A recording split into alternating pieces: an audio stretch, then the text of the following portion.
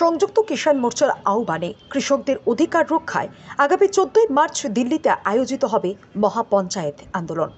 তারই সমর্থনে সোমবার আগরতলা ওরিয়েন্ট চৌমুহনীতে 2 ঘন্টার গণ অবস্থান কর্মসূচি পালন করে সংযুক্ত কিষাণ মোর্চা ত্রিপুরা রাজ্য কমিটি। গণ অবস্থান কর্মসূচিতে উপস্থিত ছিলেন সংযুক্ত কিষাণ মোর্চা ত্রিপুরা রাজ্য কমিটির কনভেনার পবিত্র কর। তাছাড়াও উপস্থিত ছিলেন কৃষক নেতৃত্ব ভানুলাল সাহা, সিআইটিইউ রাজ্য সভাপতি শঙ্কর প্রসাদ দত্ত সহ অন্যান্যরা। জীবনের সমস্যা নিয়ে ফসলের ন্যায্য দাম, কৃষকের জমি রক্ষা করা, হাঙরদের হাত থেকে এই লড়াই আমরা চালিয়ে আসছি। আপনারা জানেন 2020 নভেম্বরে কৃষকরা দিল্লি অভিযানের ডাক দিয়েছিলেন, পার্লামেন্ট অভিযান। তার প্রধান দাবি ছিল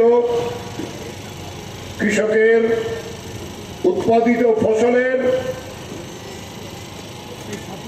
যে ন্যূনতম সহায়ক মূল্য এমএসপি, উৎপাদন খরচের 1.5 গুণ বেশি দিয়ে তা ঘোষণা করতে হবে সব ফসলের জন্য, এবং সরকারকে তা কেনার ব্যবস্থা করতে হবে। প্রধান দাবি।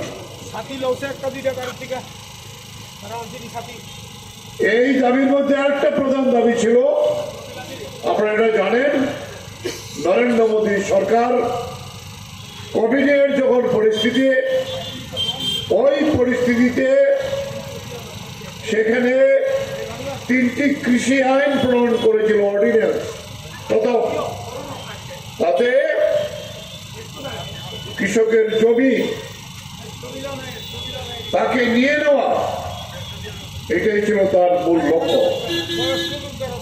তাই কৃষকরা ওই দিল্লির পার্লামেন্ট অভিযানে প্রধান দাবি ছিল এই 3 কৃষি আইন প্রত্যাহার করতে হবে।